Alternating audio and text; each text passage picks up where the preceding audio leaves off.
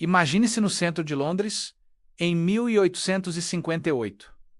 Não a Londres que você conhece. Não a Londres dos ônibus vermelhos, dos táxis pretos e dos turistas fazendo fila em frente ao Palácio de Buckingham para tirar uma foto. Esta Londres cheira a morte. O rio Tâmisa, que atravessa o coração da cidade, está negro. N-O escuro, não turvo, negro. E o cheiro que emana dele é tão denso, tão sufocante, que homens adultos se curvam nas ruas. Membros do parlamento, as pessoas mais poderosas do país, estão abandonando o próprio prédio, com lenços embebidos em cloreto de cálcio, pressionados com força contra o rosto, só para conseguir respirar. Eles chamavam isso de o grande fedor. E a causa não foi uma explosão em uma fábrica, não foi um desastre químico, não foi uma anomalia da natureza. Eram dejetos humanos de milhões de pessoas, despejados diretamente no rio que abastecia a cidade. E a parte mais assustadora: ninguém achou que havia algo de errado nisso. Eu sou Aidan Thomas do Hidden History, e hoje vamos a um lugar desconfortável, um lugar ignorado, um lugar que a história raramente se dá ao trabalho de explorar. Esta é a história oculta do vaso sanitário. E eu prometo que, ao final deste texto, você nunca mais entrará no seu banheiro da mesma maneira. Eis o que a maioria das pessoas entende completamente errado.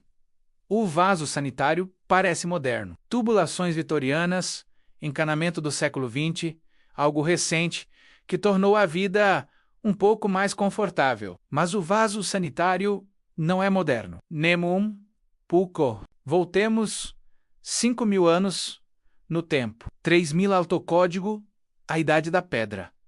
Uma pequena aldeia na costa norte da Escócia, chamada Skara Brae.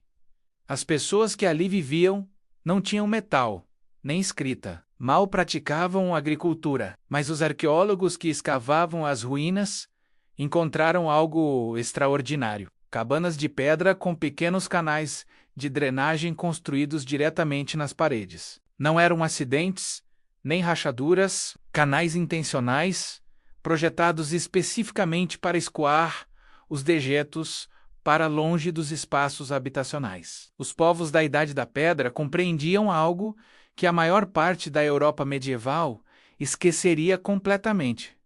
Remova o lixo das áreas onde as pessoas vivem. 500 anos depois, do outro lado do mundo, a cidade de Mohenjo-Daro, no atual Paquistão, levou isso ainda mais longe. Construída por volta de 2500 a.C., essa cidade tinha banheiros em praticamente todas as casas, assentos de tijolos, uma rede de drenagem que abrangia toda a cidade, esgotos cobertos que corriam sob as ruas, levando os dejetos para fora da cidade. 2500 anos antes de Cristo. As pessoas já haviam dominado o saneamento urbano melhor do que a maioria das cidades europeias conseguiria até meados do século XX.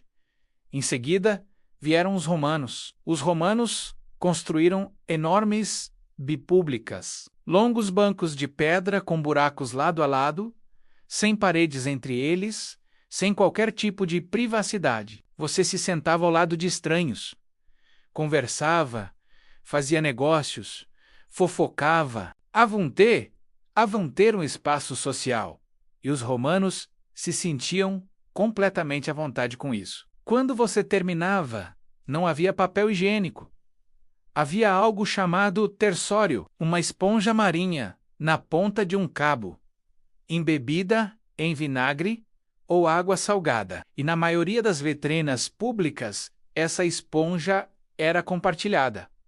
Uma esponja, muitos estranhos, o dia todo. Os romanos se consideravam o auge da civilização e, em muitos aspectos, eles realmente o eram. Seu sistema de esgoto, a cloaca máxima, foi uma conquista da engenharia que ainda hoje se encontra sob Roma.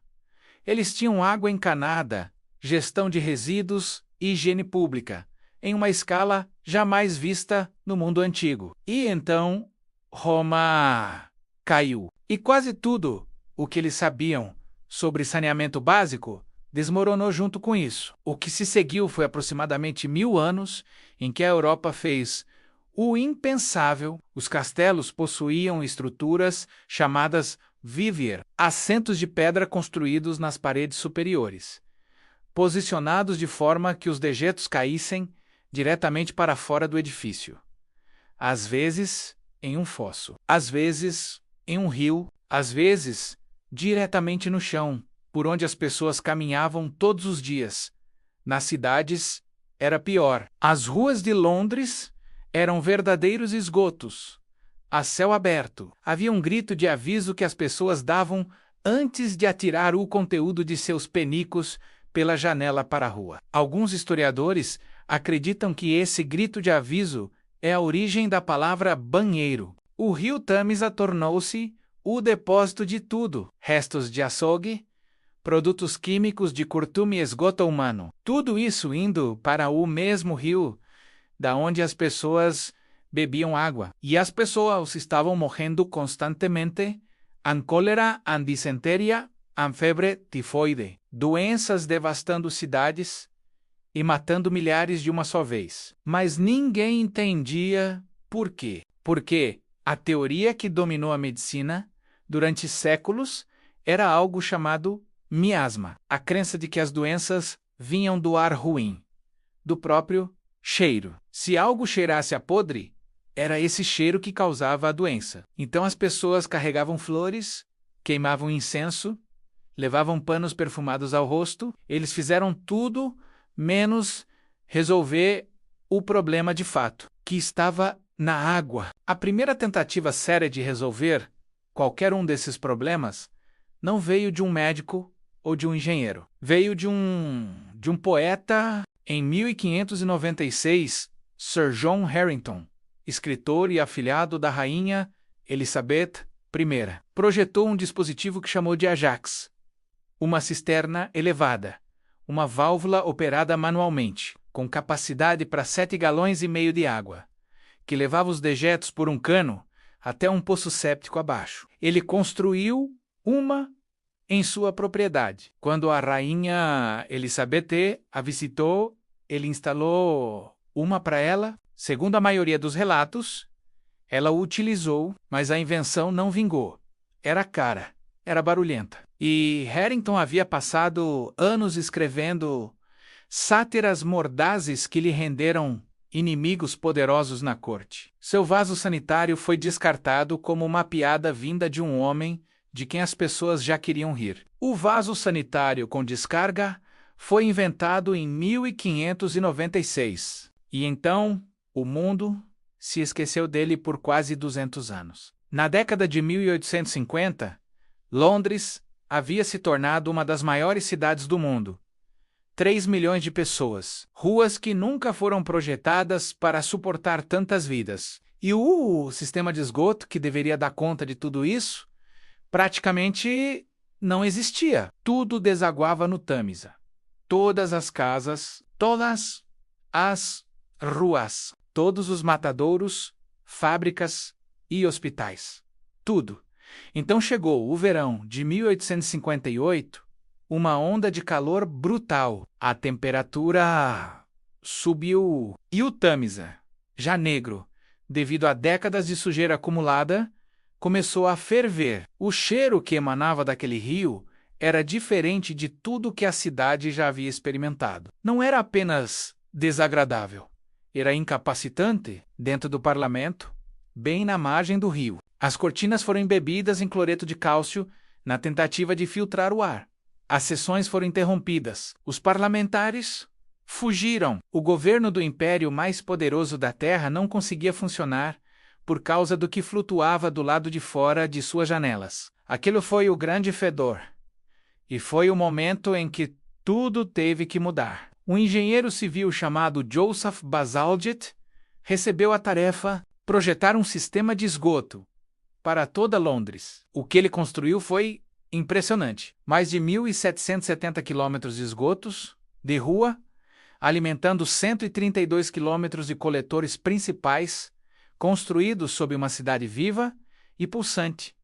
Levou anos, custou milhões, mas, quando terminou, Londres tinha saneamento básico moderno. As mortes por cólera diminuíram. A febre tifoide entrou em colapso. A cidade se transformou, mas o próprio vaso sanitário ainda precisava de uma peça final. Agora, aqui está algo em que você quase certamente acredita, mas que está completamente errado. Thomas Crepper não inventou o vaso sanitário. Ele não fez isso. É um dos mitos mais persistentes da história e simplesmente não é verdade. Crepper era um encanador vitoriano de sucesso. Sua empresa fabricava e vendia vasos sanitários por toda a Inglaterra. Seu nome estava estampado nas caixas de descarga de banheiros e prédios públicos em todo o país. Quando os soldados americanos estacionados na Inglaterra durante a Primeira Guerra Mundial viram seu nome em todos os vasos sanitários que usavam, levaram consigo a palavra casa. Tornou-se gíria. Ficou permanentemente associada ao objeto. Mas o homem que realmente fez o vaso sanitário moderno funcionar foi alguém de quem quase ninguém nunca ouviu falar. Alexander Cumming, um relojoeiro escocês, patenteou em 1775 a curva em S, uma simples curva em forma de S no cano, sob o vaso sanitário, que retém uma pequena quantidade de água o tempo todo, criando uma vedação que impede que os gases do esgoto retornem ao ambiente. Essa curva em S está presente em todos os vasos sanitários do planeta. Absolutamente todos. É por isso que seu banheiro não cheira a esgoto. Cumming resolveu o problema e a história quase se esqueceu completamente do seu nome. Aqui está um número que coloca tudo isso em perspectiva. Melhorias no saneamento básico reduzem a mortalidade por cólera em quase 70%. Não são vacinas, não são medicamentos, não é cirurgia. Banheiros, o vaso sanitário, não mudou apenas a forma como vivemos. No sentido mais direto e mensurável, ele decidiu quem viveria. Dos canais de pedra de Skara-Brae, as esponjas compartilhadas de Roma, do Rio Negro da Londres, de 1858, a descarga silenciosa, em que você mal pensa todas as manhãs. Esta é a invenção que se interpunha entre a humanidade e seus piores instintos. Ninguém a inclui em uma lista das maiores conquistas da história da humanidade, mas talvez devessem. Eu sou Aidan Thomas do Hidden History. Se você gosta desse tipo de história, aquelas que se escondem nos objetos comuns que te cercam todos os dias, inscreva-se e volte na semana que vem, porque na próxima semana vamos a um lugar onde você nunca imaginou que pudesse haver uma revolução. A história oculta do sabão. Até lá, observe com mais atenção as coisas comuns ao seu redor. A história está em toda parte.